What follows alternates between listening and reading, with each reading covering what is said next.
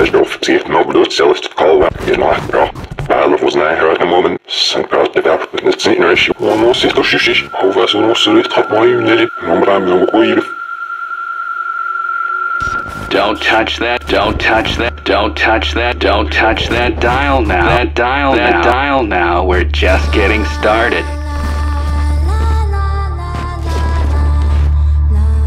Psychological horror की genre काफ़ी complex topic है जिसे समझना आसान नहीं है, खासकर उन लोगों के लिए जो कमज़ोर दिल हैं। अपनी कॉन्टेम्परेरी पॉपुलैरिटी के बावजूद जब पहली बार फिल्मों में ये साइकोलॉजिकल हॉरर उभरने लगी तो इसे हॉरर जॉनरे के लिए एक लाइबिलिटी माना गया था। ये शब्द साइकोलॉजिकल का इस्तेमाल अक्सर हॉरर एलिमेंट्स की डिटेल्स को छिपाने के लिए किया जाता है और ना ही इस जॉनरे के टेरिफाइंग क्षेत्रों को हाईलाइट करने के लिए। हालांकि ये सिर्फ एक डेमो है। पिछले कुछ वर्षों में पीटी को ऑनलाइन कम्युनिटी के बीच पूरी तरह से एक फुली रियलाइज्ड गेमिंग एक्सपीरियंस और वीडियो गेम्स के द्वारा साइकोलॉजिकल हॉरर पैदा करने के लिए एक जरूरी मीडियम माना जाता है। इस वीडियो में हम जानेंगे आखिरकार क्यों।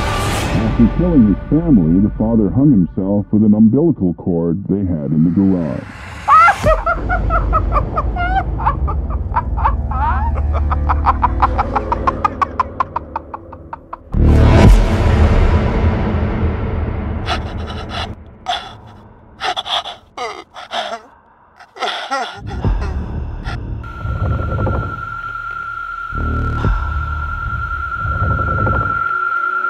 Slut dina ögon. Låt dina öron lyssna till radion. Hör du min röst? Kan du höra din egen själs skrik? Låt oss välja. The only me is me. Din röst som Are you sure the only you is you? dina klor.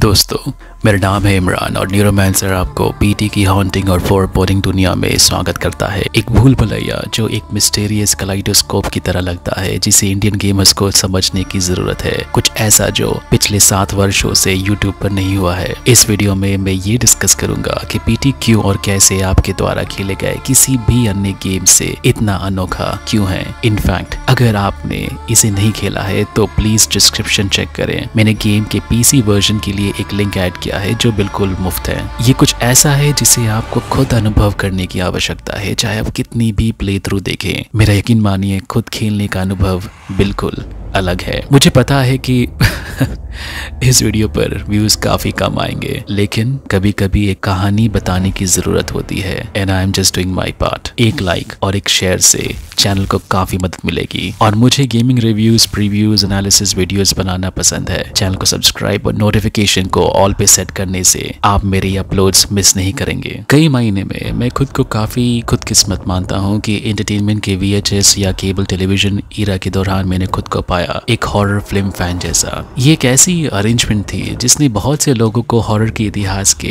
एक बड़ा हिस्सा बनने का अवसर प्रदान किया। उस छोटी सी उम्र में मैंने एक VHS टेप देखी, एक फिल्म देखी, उसका नाम था द एग्जॉर्सिस्ट। हालांकि किसी थिएटर में इसे देखने का अनुभव कुछ और ही होता। मुझे हमेशा उस जनरेशन ऑफ मूवी गोअर्स से जलन होती है जिन्होंने 1960 और 1970 के दशक की रेवोल्यूशनरी हॉरर फिल्मों को थिएटर में अनुभव किया। अगर आपने रिसर्च नहीं की होगी तो आप ये कहेंगे कि जो फुटेज पब्लिक में रिलीज की गई थी उन लोगों की जिन्होंने द एग्जॉर्सिस्ट को थिएटर्स में पहली बार अनुभव किया था और उनके रिएक्शंस स्टूडियो द्वारा सिर्फ एक मार्केटिंग स्ट्रेटजी के हिस्से के रूप में तैयार किया गया था। लेकिन ये कोई चाल नहीं थी। लोग सच में आइल्स में बेहोश हो रहे थे। लोग सच में अपने फेवरेट थिएटर से मदद के लिए चिल्लाते हुए बाहर भाग रहे थे। अडल्ट मूवी की स्क्रीनिंग के बीच में ही फिजिकली कांपते और रोते हुए बाहर आ रहे थे, जबकि थिएटर के बाहर लोग स्क्रीनिंग को अनुभव करने के लिए लाइन में खड़े थे एक यकीन के साथ। ये यकीन के साथ कि वो इस तरह के पागलपन के आगे नहीं झुकेंगे। पर क्या हम कभी ऐसा अनुभव मॉडर्न डे गेमिंग में हासिल कर सकते हैं?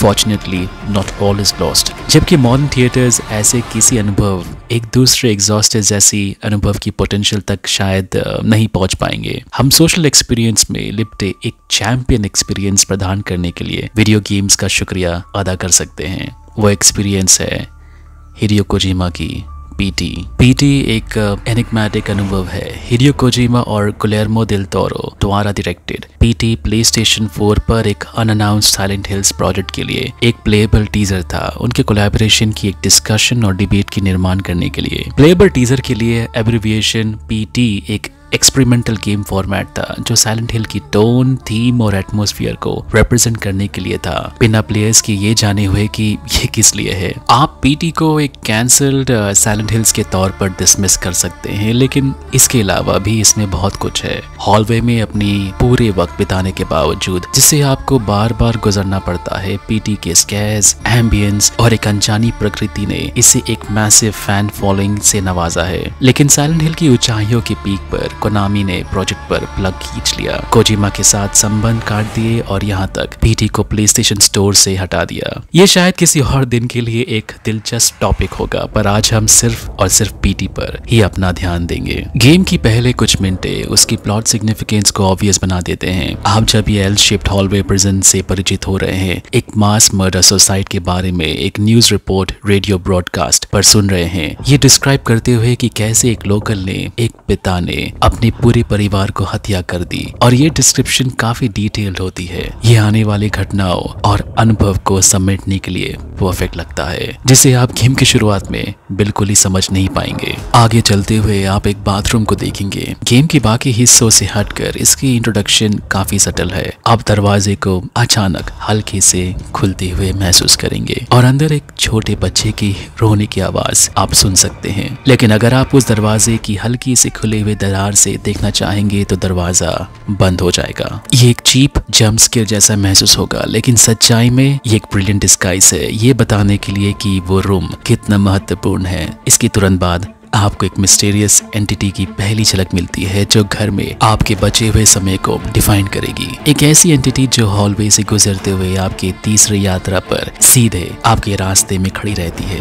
ये रोती हुई दिखाई देती है और फिर अचानक से गायब हो जाती है। अंत में हॉल से फिर से गुजरते हुए बाथरूम का दरवाजा पूरी तरह से खुली रहती है, और अगर आप इसमें दाखिल होते हैं आप उस रूम में लॉक्ड हो जाएंगे, सिर्फ ये पता लगाने के लिए कि बाथरूम सिंक में एक बच्चा है, एक फीटस है जिसकी पैदा होने का वक्त अभी नहीं हुआ था, जिसकी धड़कन को आप देख सकते हैं पर वो नॉर्मल नहीं है और वो अभी भी रो रहा है। और ये सारा पीटी की ओपनिंग सेगमेंट्स में ही होता है। ये गेम काफी रहस्य हमसे छिपाए रखती है, जिसकी खोज लोग आज भी कर रहे हैं इतने वर्षों के बाद भी। इसलिए पीटी को एक एनिग्मेटिक एक्सपीरियंस कहा जाता है। पीटी के डिजाइन के पर्सपेक्टिव से कुछ हॉरर गेम्स ही हैं जिन्होंने प्लेयर डिसएडवांटेज को एक गेमिंग एलिमेंट के रूप में इतनी अच्छे अंदाज से अपने गेम में इनकॉर्पोरेट किया है, जिस खूबसूरत अंदाज से पीटी ने किया है। सिमिलर गेम से हटकर जो आपको चलने और छिपने की एबिलिटी प्रदान करते हैं, पीटी आपको एक रिस्ट्रिक्टिव और रेपिटेटिव कॉरिडोर में भटकने देता है। और गेम इतनी स्मार्टली डिजाइन किया हुआ है कि अगर वो एंटिसिपेट करता है कि आप गेम खेलने से डर रहे हैं और शायद पीछे हटना चाहते हैं, तो अक्सर आपको एक एक्सपर्टली क्राफ्टेड सुपरनैचुरल आतंक द्वारा रूबरू कराया जाएगा।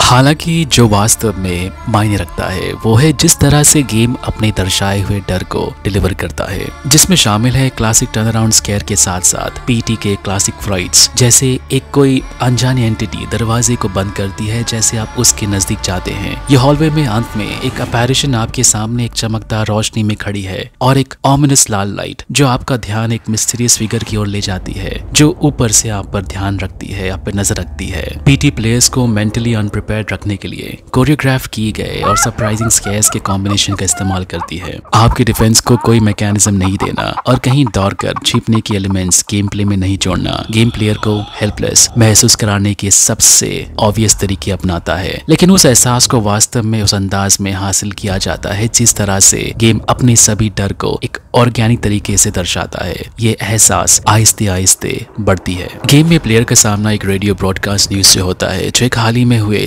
सीरियल मर्डर्स या होमिसाइड्स के विषय में है। ये गेम में सभी डायलॉग में से सबसे लंबी सीक्वेंस होती है। हम ब्रॉडकास्ट से ये सीखते हैं, एक लेजिस्लेटिव कंट्रोवर्सी पर एक आदमी ने अपनी परिवार के हर एक सदस्य को गोली मारकर हत्या कर दी। ये फायर आर्म को लीगली और लोकली खरीदा गया था। पिता को अनस्टेबल लेकिन मेथोडिकल रूप में दर्शाया गया था। वो कुछ नंबर्स को भी जपते हुए सुनाई देता है जैसे कि कोई मंत्र, लेकिन उसकी अपराध कैलकुलेटेड थी। उसने अपनी बेटी को बहाने से बाहर बुलाया और मार दिया और पत्नी के पेट में गोली मार दी। रेडियो ब्रॉडकास्ट से हमें ये भी पता चलता है कि वो पिता हमेशा रेडियो सुना करता था। ब्रॉडकास्ट में हम रीसेंट मर्डर केसेस की ट्रेंड को सुन सकते हैं, जहां पिताएं अपने परिवार को बेरहमी से कत्ल कर दे रहे थे। जाहिरा तौर पर ये घटनाएं अनरिलेटेड होने के बावजूद रेडियो ब्रॉडकास्ट का होस्ट ये अनुमान लगाता है कि सोशल प्रेशर्स इन वायलेंट क्राइम को मोटिवेट कर सकते हैं। फिलहाल 3 क्राइम्स रिपोर्टेड किए गए थे और कुछ देर बाद हम ये रेडियो पर होस्ट को ये कहता सुन सकते हैं, Yeah, you know what to do. Now's the time. Do it. Don't touch that dial now. We're just getting started. You can't trust the tap water. Look behind you. I said, look behind you.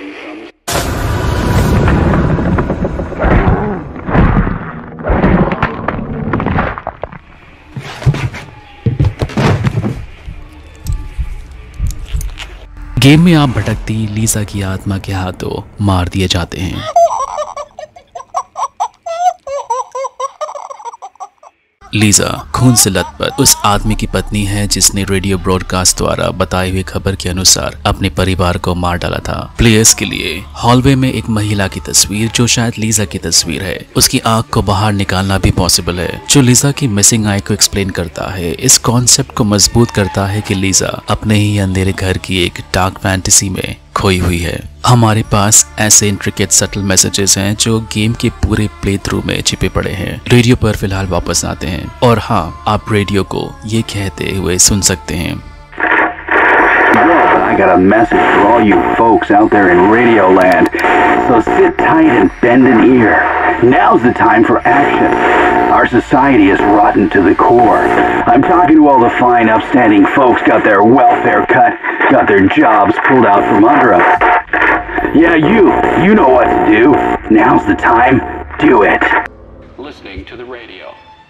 Several days before the murders, neighbors say they heard the father repeating a sequence of numbers. ये आखिरी broadcast main character में radio की broadcast द्वारा भड़काए गए सभी गुस्से और हिंसा की बॉलिंग पॉइंट है। ये उस सभी पैरानोया और डर के लिए एक ब्रेकिंग पॉइंट है। ये दर्द आखिरकार मांग करता है कि वो कुछ करे। वो अब और बर्दाश्त नहीं कर सकता, उसे कुछ करना पड़ेगा और अब वो अपने कदम पीछे नहीं ले सकता। साइलेंट हिल 2 के फैंस को ये याद होगा कि कैसे गेम का मेन कैरेक्टर जेम्स साइलेंट हिल टाउन में आया था। अपनी पत्नी को एक जानलेवा बीमारी से मरते हुए देखने के दुख से प्रेरित होकर जेम्स ने जो कुछ भी किया, उसे लगा था कि साइलेंट हिल उसके दिल को शांत करेगा। शहर के लिए इस ढांचे में साइलेंट हिल लोगों को अपने पास बुलाता है। ये उन लोगों को अपने करीब बुलाता है जिनके इनर डीमंस जिंदा है। ये उन लोगों को बुलाता है जिन्होंने कुछ भयानक काम को अंजाम दिया है, उन्हें अपने ही दर्दनाक नाइटमेयर फैंटेसी में फंसाने के लिए। पीटी एक कहानी सुनाती है जिसे हम पहले सुन चुके हैं। एक आदमी दबाव में टूट जाता है, वायलेंट हो जाता है और कुछ वायलेंट काम को कर बैठता है और फिर साइलेंट हिल में प्रवेश करता है। पीटी गेम के अंत में मेन कैरेक्टर जो नॉर्मन रीडर्स द्वारा प्ले किया जाता है आखिरकार अपना घर छोड़ देता है और एक कुआसे में छिपे टाउन में अकेला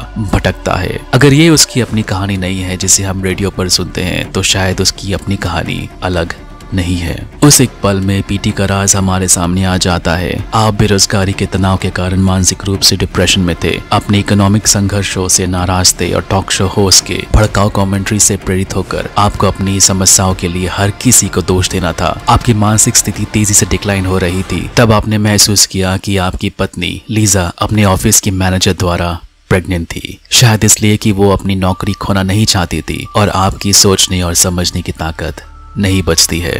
आप कोई और बन जाते हैं, एक और राक्षस। आपने अपनी पत्नी को मार डाला और उसके फीटस को हटाकर बाथरूम के दरवाजे के पीछे बंद कर दिया। वो कमरा कुछ अनइमेजिनेबल में तब्दील हो जाता है और आप वो इंसान नहीं रहते हैं जिसे हमने तस्वीरों में देखा था। आप भूल जाते हैं कि आपने क्या किया था, जबकि आपकी पत्नी लीजा की आत्मा को शांति नहीं मिलती है। वो एक प्रेत बन जाती है और उदासी के क्रोध में वो ग्रस्त रहती है। आपको याद दिलाने के लिए सिर्फ एक चीज बची है, वो अजीब खून और कॉकरोचेस से घिरा हुआ एक पेपर बैग, एक रिमाइंडर ये बताने के लिए कि क्या हो चुका है। दरवाजे से परे जहां ये सब हुआ था, एक अलग एक सेपरेट रियलिटी है जो सिर्फ दरवाजे में एक गैप के द्वारा दिखाई देती है। ऐसे गेम्स हो सकते हैं जिनमें काफी इंपैक्टफुल स्टोरी लाइन्स हो, रियलिस्टिक घोस्ट या भयानक जंप स्केयर्स हो, पर अपने छोटी सी प्ले टाइम और सिंपल एग्जीक्यूशन के बावजूद पीटी और अब इसकी इनफेमस हॉलवे को साइकोलॉजिकल हॉरर में एक नया गोल्ड स्टैंडर्ड माना जाता है। जबकि पीटी में कई धागे बुने जाते हैं जो एक अनकैनी हॉरर की भावना पैदा करते हैं, जैसे कि पारिवारिक हत्या की परेशान करने वाली कहानी और एक हॉन्टेड लीजा का लगातार खतरा। पीटी हॉरर गेम्स में एक मास्टरपीस है। अफसोस की बात यह है कि पीटी की लेगेसी को इस फैक्ट से हमेशा के लिए सील कर दिया जाएगा कि जिस गेम को इसे प्रमोट करने के लिए डिजाइन किया गया था, साइलेंट हिल्स, वो कैंसिल्ड हो चुकी है। कोजिमा और गेम के पब्लिशर कोनामी के बीच एक कॉन्फ्लिक्ट ने प्रोजेक्ट को कैंसिल कर दिया, लेकिन इस गेम की एक कल्ट फॉलोइंग है और एज अ रिजल्ट हमारे पास एक पीसी वर्जन है जो पूरी तरह से अनरियल इंजन के इस्तेमाल से बनाया गया है और ये उतना ही टेरिफाइंग है। लिंक दोबारा डिस्क्रिप्शन में मौजूद है, आप इसे बिल्कुल ट्राई करें और किसी ऐसी चीज का हिस्सा बने जिसे समझाया नहीं जा सकता, बस अनुभव किया जा सकता है। और हाँ, क्या मैंने कहा था कि साइलेंट हिल्स कैंसिल हो चुकी है?